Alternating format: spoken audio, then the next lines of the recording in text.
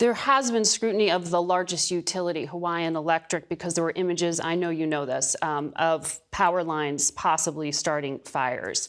Last year, that company had proposed an upgrade of the grid with Lahaina as a priority area and suggested a rate hike to do that. Do you know why that didn't happen and if that contributed?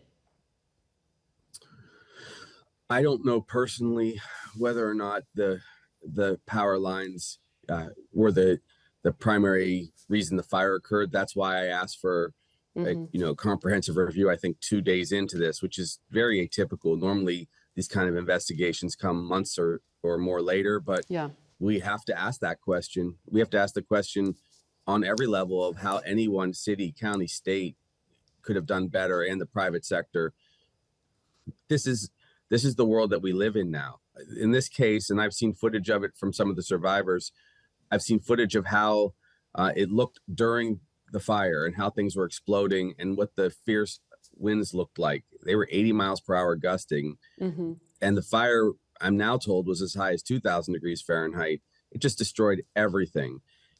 It's not to excuse anything else from any company. It's just to explain what the world should prepare for. And I humbly ask all of the cities and states to spend that money now to prevent disasters like we're seeing here.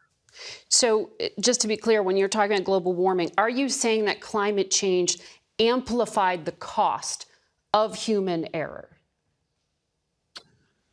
Yes, it did. There's always going to be incredible things that people do to save lives, from the firefighters, from citizens, and there's always going to be decisions that are made that I'm sure aren't perfect in the moment. But when you have fire that moved more than a mile a minute, and what happened, I'm told by some of the survivors, they were at the initial fire. It was put out sometime late in the afternoon in Lahaina, and then the firefighters had to go to 3 other fires that had started because of the conditions. When they left, the fire stirred up again, and then when the storm winds from Dora, which were that strong, swept it out, it just destroyed everything. So there's no excuses to ever be made, but there are finite resources sometimes in the moment.